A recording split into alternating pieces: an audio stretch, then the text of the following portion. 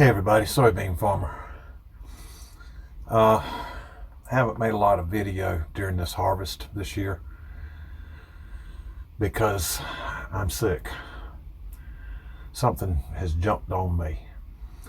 My sinuses will not stop draining, and they want to send all that mucus down into my lungs.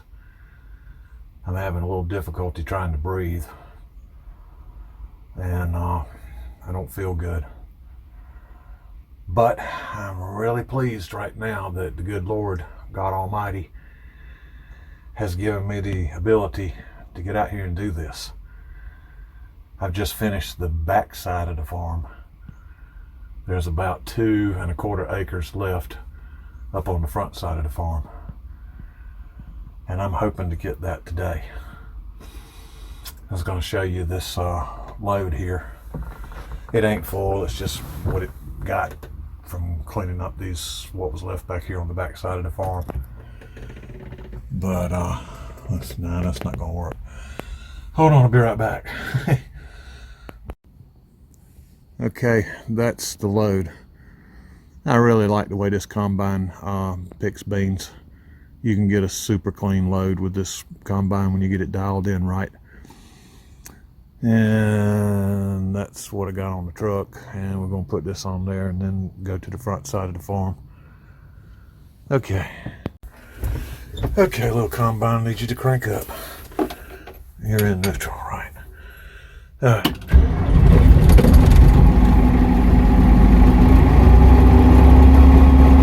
Okay, that's a sweet sounding diesel when it's hot. Like there, temp gauge right there. Yep. Okay. We're at the part now where we pulled the lever, but I do need to move up a little bit. You need to load this truck to the front.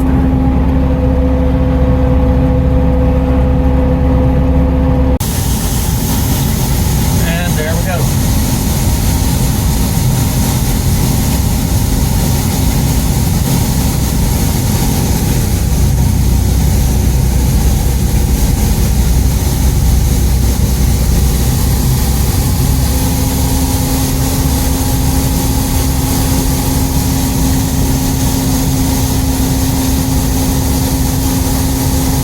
Still when I'm putting it over on this side to level it out.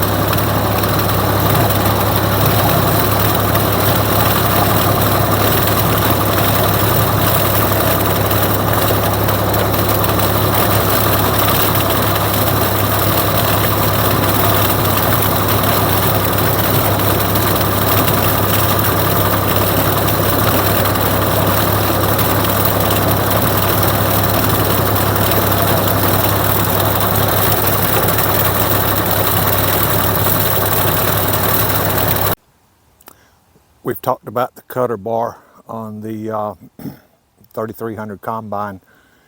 Fixed, rigid head. It does not float. You set the height and you hope you don't run into a fire ant mound or a rut that heavy rain washed out, the tire dropped down in the rut and caused your header bar to go into the ground. I'm going to try to show you the cutting height that I strive for as I walk down these rows that have already been cut. I can figure out, yep, that's what I need right there. Okay, I'm trying to walk down this and give you a view. If I was to measure these cut stems that are standing up here, I'd call it 5, maybe, yeah, about 5 inches. But that should give you, I may be walking too fast, but that should give you a view of what I'm doing manually in the cab. And I can show you the one tool device that's available on the combine for helping you to set this up.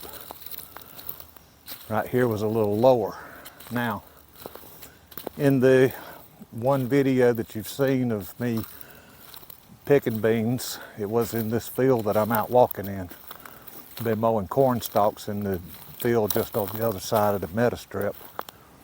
But what happened, let me stop this segment and start a new one. Be right back.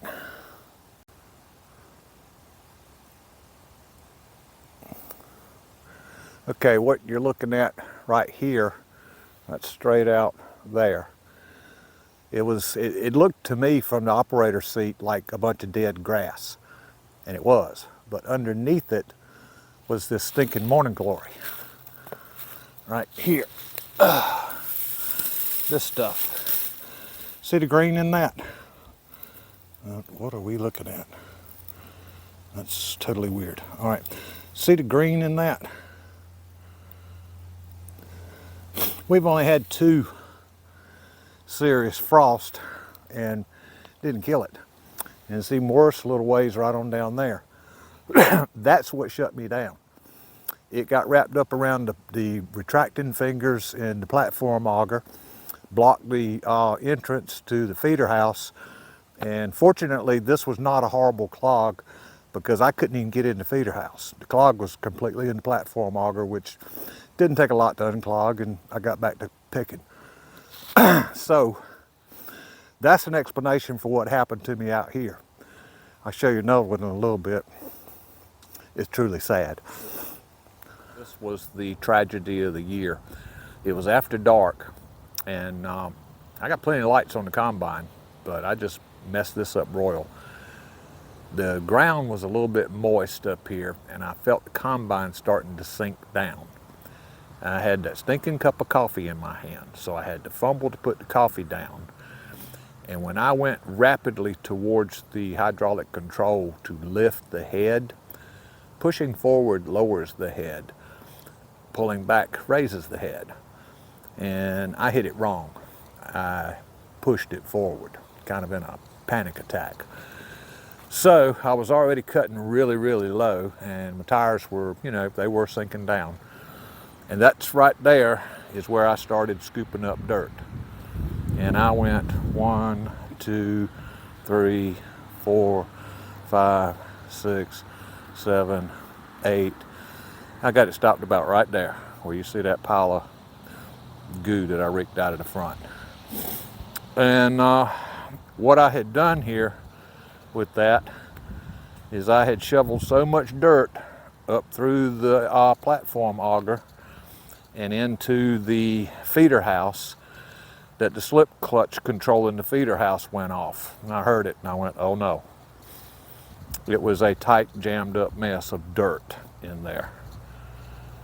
And I had enough dirt in the feeder house that when I went down to the shop and got my 3-foot long pipe wrench, I could just barely turn it backwards. And I realized you're gonna break something.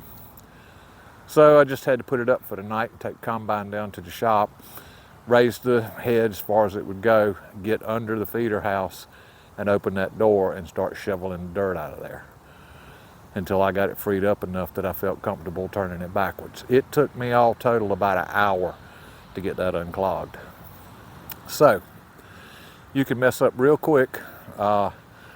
Green weeds, any kind of green weeds in a thick matter, ain't going through that combine.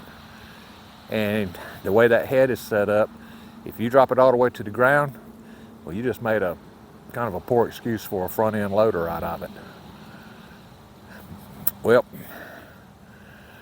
that was the biggest aggravation of the harvest so far. We've still got a little bit of beans for cousin Scott. I think it's probably, I don't know, might be close to 3 acres. I call it more like 2.75 over there.